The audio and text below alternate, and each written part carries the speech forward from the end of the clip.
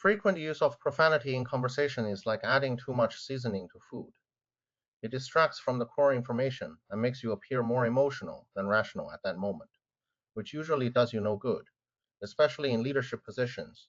If you want to be perceived as stable and reliable, be careful not to include profanity in every sentence. Too much profanity loses its original emphatic effect. Using it only occasionally when you truly need to emphasize a point or strengthen your tone will be more. When someone crosses your line, you can directly tell them, the way you just spoke to me has crossed a line.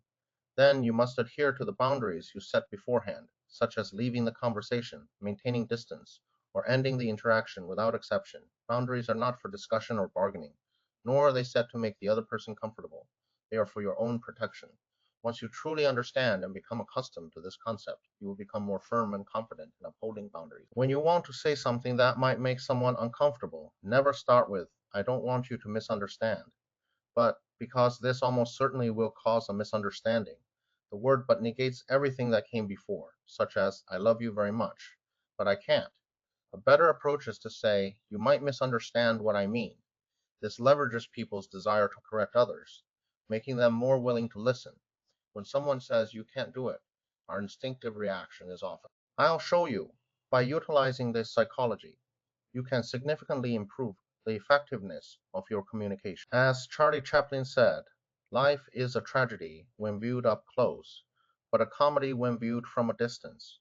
When you observe a situation from a holistic perspective, from a distance, it often seems more interesting and absurd.